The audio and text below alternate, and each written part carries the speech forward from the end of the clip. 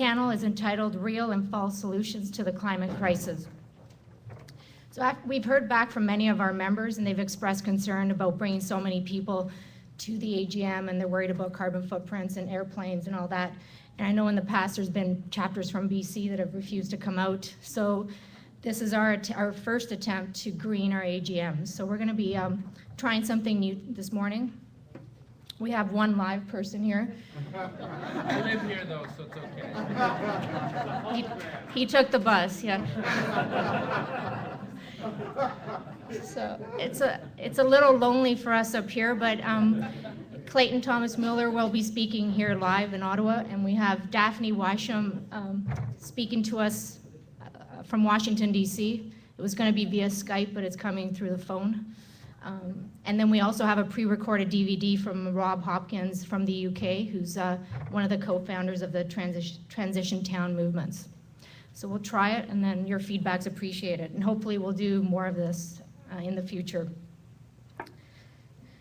In addition to being having remote speakers being fed into here, we're also being fed out to the rest of the world as we're being live streamed through rabble.ca. So good morning to everybody out and across the country and around the world if they're listening right now. And I know probably BC is not, but you never know.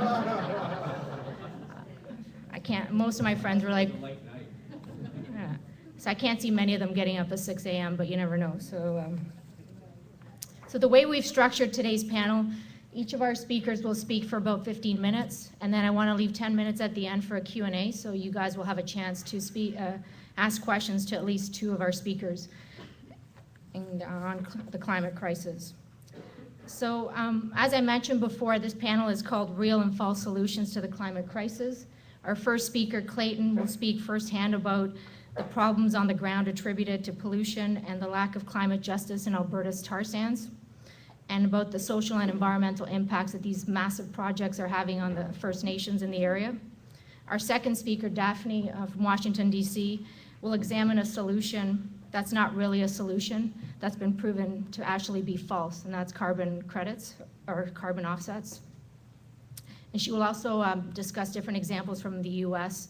and then bring it closer to home. So we'll have examples from Alberta and Saskatchewan, and then we'll end the discussion with touching upon the Western Climate Initiative. And then finally, we're going to end the panel on a more upbeat tone, and we'll have real solutions, something that we can do at the community level, and that's the transition towns. And we'll have an example from Rob Hopkins from England. So we'll get started then. I'd like to introduce our first speaker, Clayton Thomas-Muller.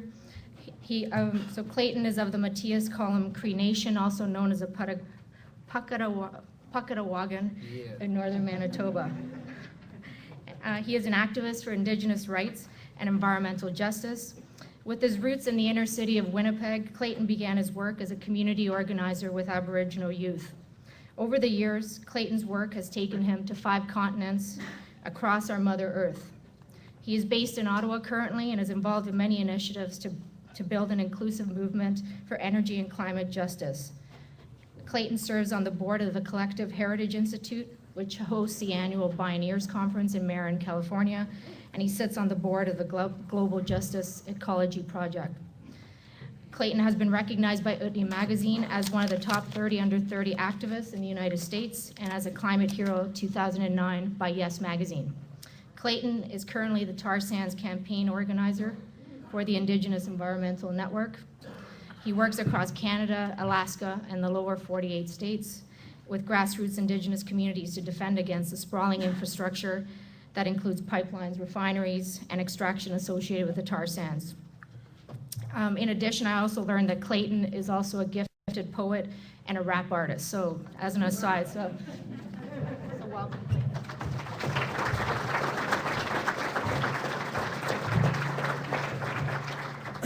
Good morning, everybody. Whoa. Okay, sorry. I'm always messing with mics, and I never know. Hey, it's a pleasure to be here this morning. Good morning. Good morning. Yeah. Welcome to unceded Algonquin territory, aka Ottawa. I'm a guest here too, so don't feel bad. Anyway, no, it's a real pleasure to be here.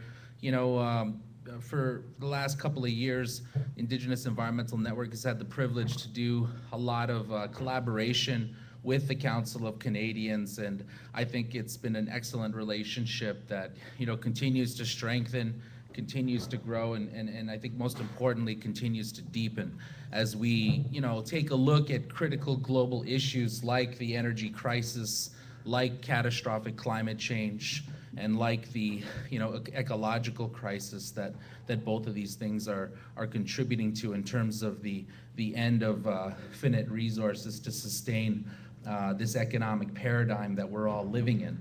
And so, excuse me, can you pass me the water?